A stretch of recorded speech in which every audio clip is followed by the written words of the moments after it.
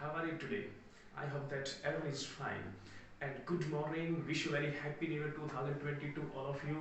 आप सभी को नव वर्ष पर हार्दिक बधाई मेरी तरफ से।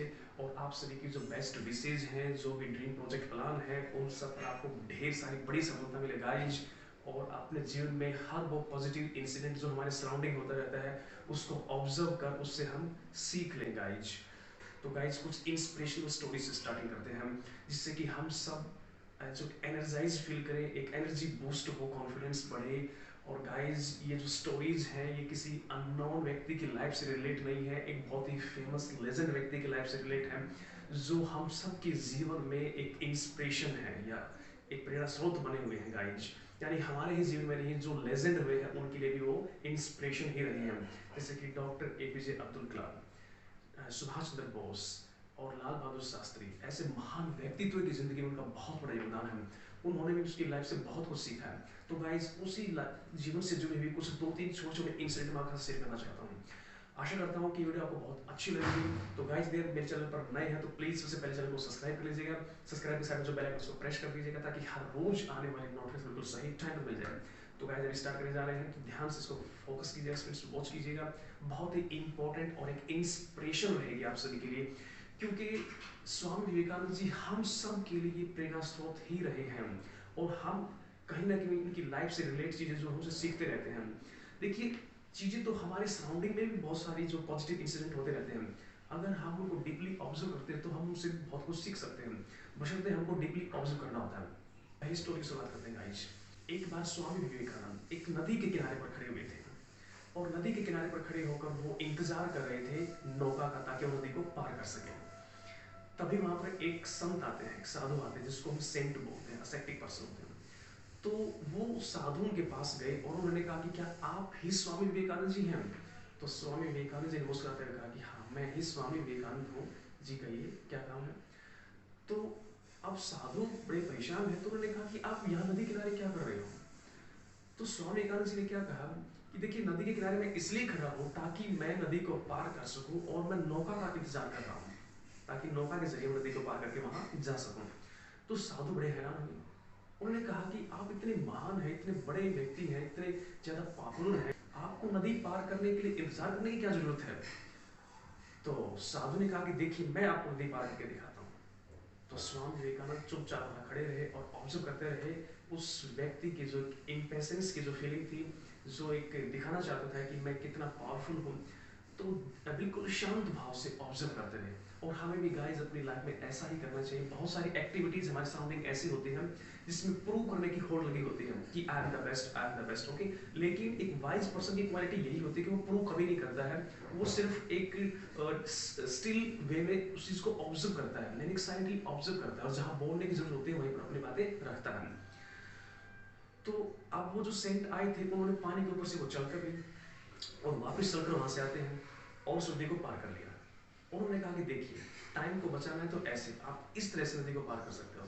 ये मेरे पास एक टैलेंट है, ये मेरा जो मेडिटेशन है, जो मैंने स्पिरिचुअलिटी जो गेन की है, और जो भी मैंने एफर्ट्स लगाए हैं, उसका रिजल्ट ये है कि मैं किसी भी, चाहे नदी हो, समुद्र हो या झील हो, कहीं भी पानी के ऊपर से मैं चलकर जा सकता हूँ, वापस आ सकता हूँ।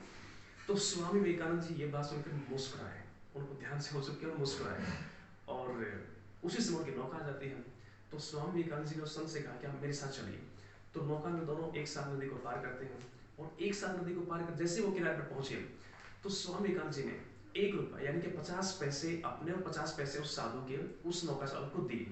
और उसके बाद उन्होंने जो बात की बहुत इंपॉर्टेंट थी गाइस, ये एक कंक्लूजन है, एक यानी कि sort of this little inspirational story है।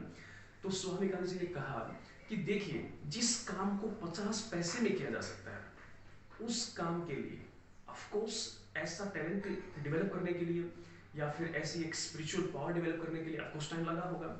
तो स्वामी विवेकानंद जी ये पूछ बैठते हैं कि आपको इस काम के लिए समय कितना लगा है। ये चीज बताने से पहले पूछ लेते हैं वो कि आपको समय कितना लगा है। तो उन्होंने कहा कि मुझे ये जो सीखने के लिए, इस तरह का टैलेंट डेवलप करने के लिए, इस तरह की स्पिरिचुअल पावर डेवलप करने के लिए मुझे 10 साल का टाइम लगा है। तो उसी के एंड्स में जो स्वामी विवेकानंद जी वो कहते हैं कि देखिए, जिस काम के लिए 50 पैसे में सोल्यूशन पा सकते हैं हम, जिस काम का सोल्यूशन 50 पैसे में किया जा सकता है, वहां 10 साल का टाइम वेस्ट क्यों करें? क्योंकि टाइम इज मनी, और टाइम से बढ़कर हमारी लाइफ में कुछ नहीं है गाइस। देखिए टाइम सबके लिए इक्वल होता है, उसी टाइम में तक कोई व्यक्ति उसी एक नॉर्मल स्टेट में रहता है और उसी टाइम को यूटिलाइज करके एक व्यक्ति महान, पॉपुलर और एक लोगों के लिए इंस्पिरेशन बन जाता है, प्रेरणा बन जाता है, जैसे स्वामी विवेकानंद जी हैं। तो वो इसी बात से समझा रहे हैं कि देखिए जिस काम के लिए हम थोड़ा सा पे करके उसको पा सकते हैं, तो उस काम के लिए इतने महत्वपूर्ण समय में, जो हमारा इतना महत्वपूर्ण समय है, उसके 10 साल हम खराब क्यों करें। यही वजह है कि आपको लोग नहीं जानते हैं और लोग मुझे मानते भी हैं, जानते भी हैं और एक मुझसे प्रेरणा भी पाते हैं। तो ये बात उन्होंने कही तो साधु बड़ा हैरान हुआ कि बात तो सही है। देखिए गाइस, हमें टाइम वहीं लगाना चाहिए जहां टाइम कोई सेंस बनती हो। और टाइम आमतौर पर इंडिविजुअल बेनिफिट के लिए नहीं, टाइम जो है पब्लिकली बेनिफिट के लिए भी लगाया जा सकता है। देखिए अगर आप पॉपुलर होना चाहते हो, यदि आप लाइफ में कुछ रेपुटेशन कमाना चाहते हो या फिर लोगों के हित के लिए कुछ करना चाहते हो, तो आपको इंडिविजुअली, अब देखिए 10 साल का टाइम वो टैलेंट डेवलप करने में लगाया, लेकिन वो टाइम को सेव करके वो लोगों की सेवा करने के लिए, लोगों की भलाई के लिए, या फिर कुछ ऐसे टैलेंट डेवलप कर सकते थे जिससे कि उसकी इंडिविजुअल नहीं, एक पब्लिकली लोगों को काफी फायदा हो। तो ये थी गाइस फर्स्ट स्टोरी, और इससे हम यही सीखते हैं कि हमको टाइम उसी डायरेक्शन में स्पेंड करना चाहिए जहां वो टाइम पब्लिकली काफी एक फायदे डेवलप करता हो, एक बेनिफिट डेवलप करता हो, जहां से सबका फायदा होता हो, ना कि इंडिविजुअल व्यक्ति का फायदा होता हो। सही सेंस निकलती है जहां टाइम की, वही हमको टाइम पुट करना चाहिए, लगाना चाहिए। तो गाइस सेकंड स्टोरी अभी देखिए, बहुत इंस्पिरेशनल होगी, क्योंकि देखिए कोई भी स्टोरी किसी भी लेजेंड की लाइफ से रिलेट, आमतौर पर स्वामी विवेकानंद जी की लाइफ से रिलेट जो स्टोरीज हैं वो डेफिनेटली मीनिंगफुल होती है। हम ऐसा कह ही नहीं सकते कि उनका मीनिंग नहीं होगा। तो सेकंड स्टोरी इस तरह से रहेगी। एक बार स्वामी विवेकानंद जी ब्रिज पार कर रहे थे, पुल को पार कर रहे थे। पुल को पार करते समय उनके पीछे कुछ मॉन्कीज यानी कुछ बंदर उनको फॉलो करना स्टार्ट कर दिए। अब स्वामी विवेकानंद जी को पता था कि जो मॉन्की होते हैं उनका एक हैबिट होता है कि वो डरते हुए इंसान को और ज्यादा डराते हैं, उसके पीछे भागते हैं। लेकिन वो इस चीज को प्रैक्टिकली प्रूव करना चाहते थे और लोगों के लिए उस चीज का एक एग्जाम्पल बनाना चाहते थे और इंस्पायर करना चाहते थे, उनको मोटिवेट करना चाहते थे और दिखाना चाहते थे कि हम इन चीजों से कैसे छुटकारा पा सकते हैं। क्योंकि वो लाइफ में हर चीज को प्रैक्टिकल करते थे, थियोरेटिकल ही नहीं, प्रैक्टिकल भी करते थे उस चीज को, ताकि लोग वो चीज समझ आए और उनको प्रैक्टिकल ऑब्जर्व करके बता सके क्लैरिटी के साथ। तो अब बंदर पीछे पीछे चल रहे हैं, तो स्वामी विवेकानंद जी के पास थोड़ा सा प्रसाद था, तो वो कुछ तेज कदमों से चलने लगे ताकि इन्हें छुटकारा पाया जा सके। हालांकि वो जानते हैं कि बंदरों से जितना हम आगे बढ़ेंगे उतना ही हमको फॉलो करेंगे। तो बंदर भी ने अपनी गति बढ़ा दी, साथ में उसको फॉलो करना स्टार्ट कर दिया। तो उसके बाद स्वामी विवेकानंद जी कुछ और तेज गति से चलने लगे, तो बंदरों ने अपनी गति बढ़ा दी, उनके पीछे पीछे दौड़ने लगे। तो कुछ दूरी पर जाने के बाद स्वामी विवेकानंद जी वहीं पर खड़े हो जाते हैं और पीछे की तरफ टर्न होते हैं और गुस्से उनकी तरफ देखते हैं और चीखते हैं। तो बंदर ये सब देखकर वहां से भाग जाते हैं। तो गाइस यहाँ से हमको क्या सीख मिलती है और स्वामी विवेकानंद को क्या सिखाना चाहते हैं कि लाइफ में हमारे सराउंडिंग कुछ ऐसे अनसोशल एलिमेंट्स, कुछ ऐसे नेगेटिव लोग होते हैं, और नेगेटिव लोग ही नहीं गाइस, कुछ हमारे खुद के विचार होते हैं जो नेगेटिव थॉट्स होते हैं। तो यदि हमें इनसे छुटकारा पाना है तो इनसे भागने की जरूरत नहीं है। नेगेटिव पीपल से और नेगेटिव थॉट से छुटकारा पाने के लिए उनका सामना करना सबसे जरूरी होता है। उनका हमें सामना करना चाहिए और उनको वहां से पूरी तरह से इरेडिकेट कर देना चाहिए अपनी लाइफ से। क्योंकि नेगेटिविटी अगर हमारे सराउंडिंग है तो गाइस हम कभी पॉजिटिव बन ही नहीं सकते, और बगैर पॉजिटिविटी के हम लाइफ में कुछ अचीव नहीं कर सकते। तो नेगेटिव पीपल हो या नेगेटिव थॉट्स हो, हम इन सब चीजों को भगा देना चाहिए। भगाना भी कैसे, भाग कर नहीं भगाना है, जितना आप भागोगे ये आपके पीछे आएंगे। तो आप इनका ब्रेवरी के साथ, कॉन्फिडेंस के साथ, डेयरिंग के साथ उनको फेस कीजिएगा, तो डेफिनेटली वो चीजें वहां से रिमूव हो जाएंगी। तो यहाँ से हमको ये सीख मिलती है। उसके बाद गाइज एक जो लास्ट वाली बस्ती है बहुत ज़्यादा इंस्पिरेशनल है और इससे आपकी लाइफ में बहुत कुछ चेंज आएंगे। तो एक बार क्या होता है गाइज कि स्वामी विवेकानंद जी और उनके गुरु श्री रामकृष्ण परमहंस जी कहीं जा रहे थे। तो जाते हुए उनको रास्ते में एक मूर्तिकार दिखाई दिया। मूर्तिकार एक पत्थर को तराश कर एक तस्वीर बना रहा था। तो परमहंस जी ने कहा कि आप ये क्या कर रहे हो। तो मूर्तिकार ने कहा कि मैं एक राजा की तस्वीर बना रहा हूँ, और स्वामी विवेकानंद जी बातें सब सुन रहे थे। तो अब रामकृष्ण परमहंस जी को एक इच्छा जागृत हुई कि ये तस्वीर कैसे बना रहा है, इनके पास कोई तस्वीर है नहीं, कोई इमेज है नहीं किसी की, ऐसे कैसे बना रहा बगैर देखे इस चीज को। तो उन्होंने विलिंगली पूछा कि आप ये पत्थर को तराश कर जो चित्र बना रहे हो वो कैसे बना रहे हो, आपके पास तो कोई फोटो है नहीं। तो उन्होंने कहा कि देखिए मेरे पास फोटो नहीं है, लेकिन मैं जिसका भी ये चित्र बना रहा हूँ उसकी इमेज मेरे माइंड में बिल्कुल क्लियर है, एज क्लियर एज क्रिस्टल।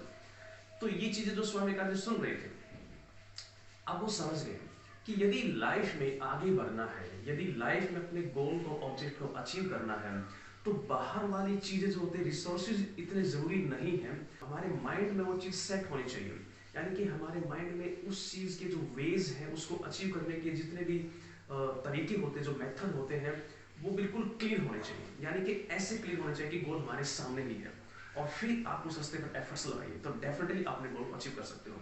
तो गाइस यहाँ से आपको यही सीख मिलती है कि यदि हमारे ड्रीम प्रोजेक्ट प्लान, यदि हमारे गोल ऑब्जेक्ट हमारे माइंड सेट में पूरी तरह से क्लियर है, एक क्लैरिटी के साथ है, जैसी क्लैरिटी उस मूर्तिकार के दिमाग में थी उस चित्र को बनाते समय, उस पत्थर को काट कर तस्वीर को बनाते समय, अगर वैसी ही क्लैरिटी हमारे मस्तिष्क में है अपने गोल प्रोजेक्ट को लेकर, तो गाइस उसको कोई नहीं रोक सकता। सिर्फ एक इंसान है जो आपको रोक सकता है, वो आपको खुद। क्योंकि देखिए, जीवन में जो प्रॉब्लम्स होती हैं, जो ऑब्स्टेकल्स होते हैं, हिंड्रेंसेस जिनको बोलते हैं, बाधाएं होती हैं, वो बाहर नहीं होती हैं। आमतौर पर हम उनको बाहर ढूंढते हैं कि लाइफ की प्रॉब्लम बाहर है। बाहर कोई प्रॉब्लम नहीं गाइस, प्रॉब्लम्स हमारे माइंड के अंदर होती है, ब्रेन में है, हमारे दिलो दिमाग के अंदर प्रॉब्लम होती है। यदि हम उसका सोल्यूशन निकालें तो डेफिनेटली लाइफ बहुत ही स्मूथली हम उसको जी सकते हैं। तो मैं उम्मीद करता हूँ गाइस कि आपको इन 3 छोटी छोटी स्टोरीज, इंस्पिरेशनल ये जो इंसिडेंट्स थे, आपकी लाइफ में काफ़ी चेंज आएंगे और आपको बहुत कुछ इनसे सीखोगे। डेफिनेटली एक लाइफ चेंजिंग चीज़ें हैं हमारी लाइफ के अंदर, क्योंकि कोई भी इंसिडेंट जो होता है, यदि वो पॉजिटिव इंसिडेंट, देखिए इंसिडेंट जो होता है वो अच्छा भी हो सकता है, बुरा भी हो सकता है, लेकिन हम बात करें एक पॉजिटिव, एक गुड इंसिडेंट की, उससे हम बहुत कुछ सीख सकते हैं लाइफ में। हमारे सराउंडिंग बहुत सारे इंसिडेंट होते रहते हैं, लेकिन हम फोकस नहीं करते हैं, ऑब्जर्व नहीं करते हैं। हर चीज़ हमको सिखाती है, ह्यूमन बॉडी ही नहीं गाइज, नॉन लिविंग थिंग्स भी हमको सिखाती है। ये mountains, you can say that stone, you can say that flowing water और फॉलिंग रेन, बहुत सारी चीज़ें, फ्लोटिंग क्लाउड्स, हर चीज़ से हमको सीख मिल सकती है, प्रोवाइडेड हमारा एटीट्यूड पॉजिटिव होना चाहिए। तो गाइज उम्मीद करता हूँ आपको प्रॉपर्ली समझ आ गया होगा। और यदि आप मेरे चैनल पर नए हैं तो गाइस सबसे पहले चैनल को सब्सक्राइब कर दीजिएगा, सब्सक्राइब के साथ में जो बेल आइकन उसको प्रेस कर दीजिएगा, ताकि हर रोज आने वाले नोटिफिकेशन बिल्कुल सही टाइम पर मिले। लाइक शेयर कमेंट करना बिल्कुल न भूलिएगा गाइस।